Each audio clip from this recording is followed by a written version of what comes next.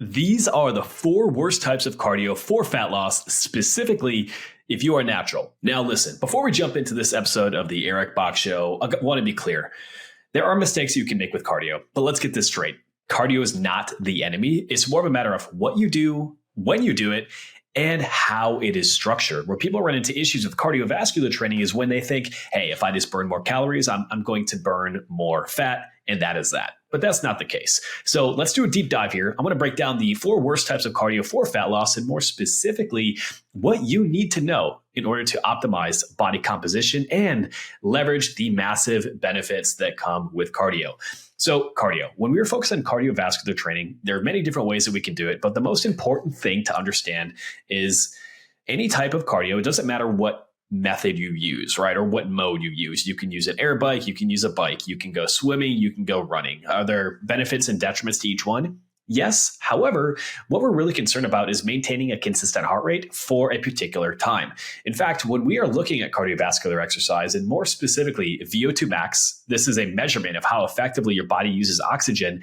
It is arguably the strongest predictor of longevity, meaning better cardio means better heart health. It means lower heart risk, heart disease risk. It means more energy. And honestly, it's probably going to give you a better chance keeping up with your kids when you're 50, 60, 70, and beyond. And so if we want to be lean and muscular and actually look like we lift, yeah, we need to make training and lifting the primary focus. However, the right cardio at the right time is going to have a massive positive impact in your overall health. So where most people get stuck is they believe that getting shredded, doing more cardio is going to mean more fat loss. And so, yes, cardiovascular exercise will help you burn calories, but the timing, type, and fuel state matter more than just going through and trying to burn calories with each and every single workout. Because if you do this wrong, you can actually send conflicting signals directly to your body, which is going to impact negatively the resistance training that you're already doing. We can spike cortisol, which drives up cravings. Cravings mean, hey, we're going to eat more. We can slow recovery, and we can even, burn through a little bit of muscle. So let's break down these four biggest cardio mistakes that'll kill your gains and make sure that you are making the most out of every minute in the gym. Now, I'm a big fan of intermittent fasting. What I'm not a fan of is fasted, high intensity, or interval training. Fasted training alone is not a bad thing if you keep the intensity low. And so if you're going to do something like fasted training, it should be walking. It should be maybe zone 2 where your heart rate is give or take 65% of what your max is, but really no higher. You see, when we are in a fasted state, cortisol is already elevated. Our body does not likely have carbohydrates that it's actually pulling to be able to fuel exercise because, for example, if you wake up in the morning, we are primarily in a fat burning state, right? So if we add high intensity training, something that thrives on carbohydrates, and we already have an elevated state of cortisol, what's going to happen? Well, then you're going to be much more likely to actually start breaking in to burning lean muscle tissue, which is obviously the last thing that we want, especially if you want to be muscular. And if you want to be lean, you don't want to lose lean muscle tissue because that's just going to slow down your metabolic rate.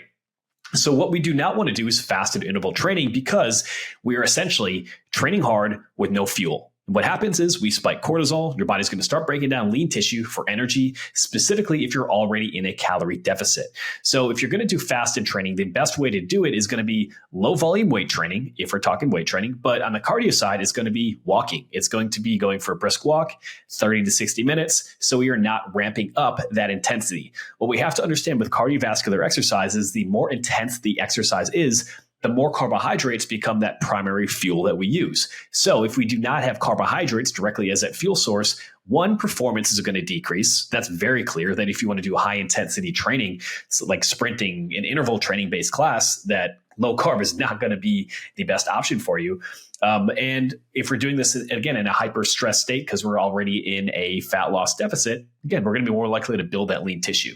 So fasted interval training, not the best way to do it. If you're going to do interval training, nothing wrong with it. Make sure that you are in a fed state, ideally with carbohydrates already in your system. That is going to support optimal performance across the board.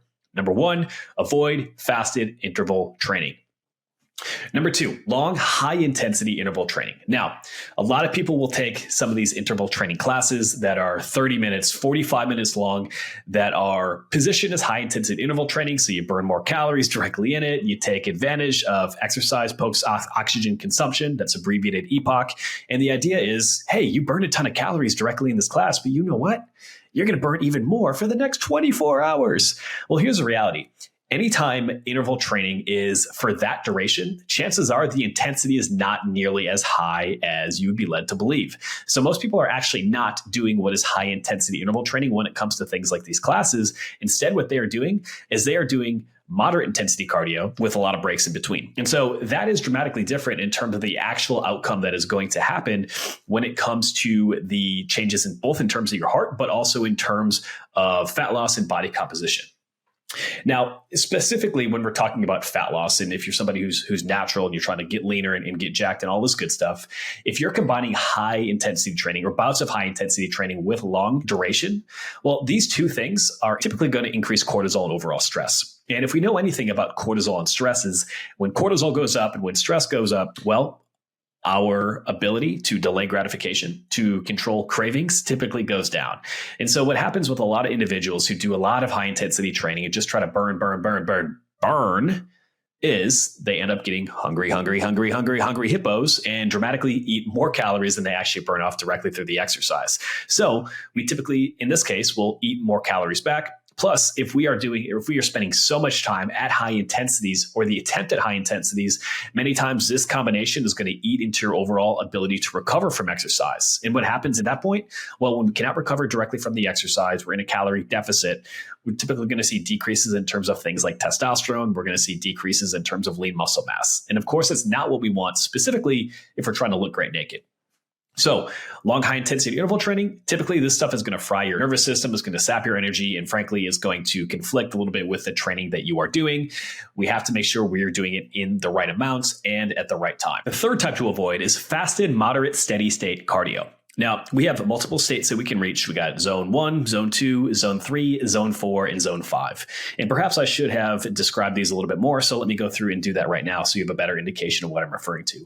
Zone 1 cardio would be going for a walk. You can hold a conversation, no issue. Right? Zone 2 cardio is really where we start to maximize a lot of the benefits of going slower with cardiovascular exercise without an increase in terms of stress. Typically here, you'd be able to go for a walk and hold a conversation. This is called the talk test. And it's the point in which we are still in what we call aerobic metabolism before we get into anaerobic metabolism. In other words, in zone 2, we are going faster than a walk, but we're not going so fast that we can't hold a conversation. By extension, our body is still burning primarily body fat, meaning the intensity is not high enough to really start digging in and burning through a lot more carbohydrates. And so specifically, a lot of times with endurance training, what people want to focus on is doing a lot more zone 2 cardio, because you can do more zone 2 cardio without really compromising your overall recovery, without putting a ton more stress directly on your body. And so this leads to point number 3, where people run into a lot of issues. And this is fasted, moderate, steady state cardio. And this would be zone 3. And there's a very small difference between zone 2 and zone 3. And so for a lot of people, zone 2 cardio is right around 65% of what your heart rate would be, right? You can find any number of different charts on the internet that are going to give you a good indication of what that heart rate would be, whereas zone 3 would then be more along the lines of 75% of that heart rate, right? And so these might not necessarily feel different, but they're different enough where you're out of breath. Like this is what most people would do when they're out jogging or biking, say for 30 to 45 minutes. It's moderate steady state cardio. The reason this is not going to be exponentially more beneficial and can actually be detrimental here is it's intense enough to where we are using more anaerobic metabolism, which takes up more carbohydrates. Specifically, if we are in a low calorie state, we burn through all of those pretty quickly. We can be elevating cortisol. We can be compromising some of the other resistance training that we're doing. Because again, when it comes to building muscle and losing body fat, there's this delicate balance between stimulus, this is the type of training that we're doing, and recovery. And of course, what we have to understand is when, depending on what our diet looks like, if it's for fat loss, we have fewer calories to actually recover from the training that we're doing. And so if we start layering in all this more intense exercise, in addition to our resistance training, we might burn more calories in that exact moment, but it's going to create a more cortisol-driven environment, potentially lower anabolic hormone levels, and compromise some of the resistance training that we're doing, which is really the most important thing.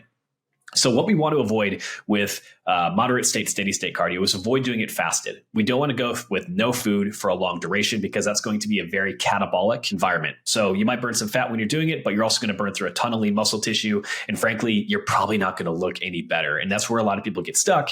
They end up working harder, they burn more calories, and then they come say, Eric, I'm working my ass off. How come I don't look great? Well, it's because you're doing the wrong things, not a lack of effort. I applaud your effort. We just have to get more into alignment with what we need to be doing. And then number 4, and this one's really sneaky, this is intense cardio right after lifting. You do not want to do intense cardio right after lifting. Listen, you just crush your lift, you feel good, you're like, you know what, if I hop on a bike and do some sprints or hard bike, we're going to take things up a notch. Well, here's the issue, right? When we are lifting, we stimulate what's called mTOR. This is the signal for muscle growth. Cardio, especially endurance work that's higher intensity, things where you're really redlining your heart, activates what's called AMPK. Here's the issue. AMPK, when it's elevated, directly suppresses mTOR, meaning if you jump in and do cardio directly after a hard weight training session, you are actively blunting the signal that you just spent the last 45 minutes lifting, heaving and hauling, hitting reps to create. Translation, you're telling your body 2 different things. Build muscle, and then we don't need that muscle because we're trying to be more efficient from a cardiovascular sense.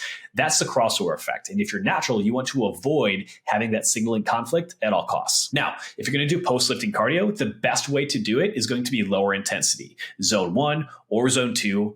Even ideally, it's going to be saving for another day. If we make that our focus, you're going to be able to have the benefits of cardiovascular exercise without it compromising all the hard work that you're already putting in the gym.